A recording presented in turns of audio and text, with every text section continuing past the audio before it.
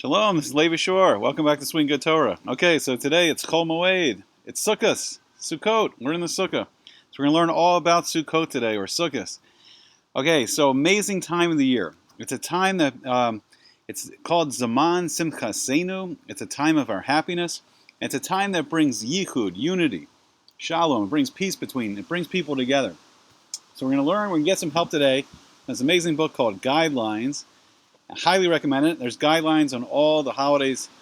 You know, you can learn about Pesach, Passover, Sukkot, Sukkot. You can learn about the Yom Tovim, Rosh Hashanah, Yom Kippur, the 3 weeks. Really recommend it. It's by Rabbi Elazar Barclay and Rabbi Yitzhak Yeager. It's great.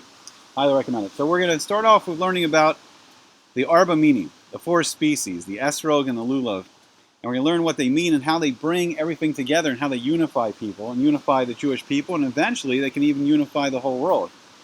So the Esrog is the citric fruit. It's the yellow citric fruit, or citron. And what it represents is, it represents every time, there's different times in a Jewish person's life, and sometimes we're all of these things. Sometimes we're all these 4 different kinds of things that they represent. So sometimes we're the Esrog. So the best we want to be is the Esrog, which has a taste, a great taste to it, and a great smell. And it represents a Jewish person when he's learning Torah, when he has a lot of Torah, he has a lot of mitzvot, and he's also doing Maisim Tovim. He's doing acts of kindness for other people. And the kindness is one of the greatest things. The whole purpose of the Torah is kindness. So then the next thing is we take the lulav, which is the branch from the date palm, and that has the fruit. It gives dates. So the date palm has a great taste, but it doesn't have a fragrance. It doesn't have a nice smell. It doesn't have any smell, really. But this represents a time in a person's life, sometimes a Jewish person, sometimes a person's learning Torah, but he's not out there doing Maisim Tovim. He's not doing acts of kindness for other people.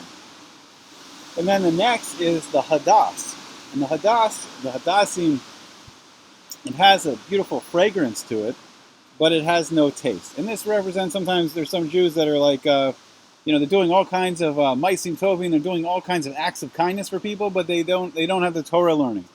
They're not learning as much. And then, unfortunately, sometimes we all are in this lowly state of the Arava, the Aravos, the willow, and it has neither a good taste nor a good fragrance. And Chas v'shalom, this is a Jewish person, and he's in a state, and he has no Torah, he's not learning the Torah, he's not doing acts of kindness, he's not doing Maisim Tovim for other people. But the beauty of Sukkot is that we bring all 4 of these together. So now, whatever we're in, hopefully we're learning a lot of Torah, doing a lot of mitzvot, doing Maisim Tovim, doing all kinds of acts of kindness for other people. But the beauty is we bring the whole Jewish people together into the Arba Minim. We bring it all together and we wave it in all the 6 directions of the world. And it's uniting, and it's a yichud, and it brings us together, and it attaches us more to the ultimate yichud, echad, Hashem echad. Hashem is one. Shema Yisrael, Hashem Elokeinu. Listen, Israel, Hashem is your God. Hashem echad. Hashem is one. There's only one infinite being. There's one infinite being that created everything. There's one infinite being that gives us life every day. There's one infinite being that we're living with in the Sukkah. And it's uniting the whole Jewish people. And one day, when the Jewish people are really united as this Arba Minim, and it's also uniting us to the 4 letters of Hashem's name. Hashem means the name, and His name is Yud, He, Vav, He. And each one of these Arba Minim, these 4 species, is connected to the Yud, the He, the Vav, and the He, and it's uniting Hashem's name, and it's uniting us together as a people, and that's one of the reasons that it's this time of great simcha, of great happiness. Also, it's called the Chag Asi. Sorry, it's a lot of ruach today. It's a lot of wind, so hopefully we're getting a lot of ruchnias in this year. I don't know what's going on, but we need to calm, get the ruchnias going, then we can calm these harsh winds, and we can make gentle, mellow winds in the world.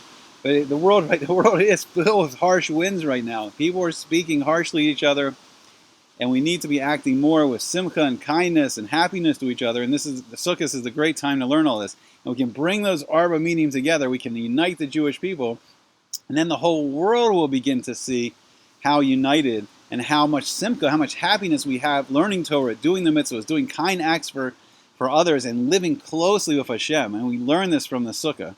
We learn this by living in the Sukkah.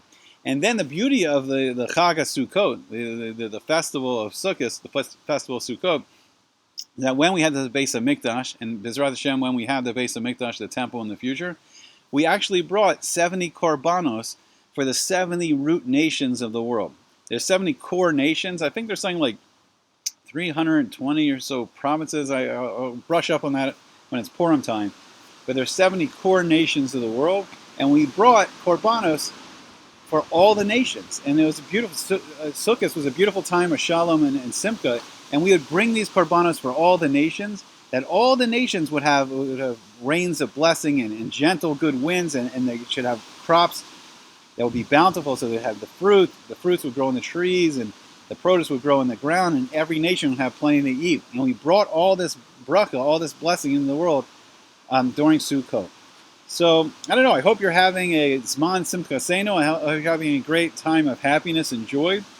And it's a great lesson. And if you've never, you never celebrated in a Sukkah, do it. I mean, especially if you went to shul for Rosh Hashanah and Yom Kippur.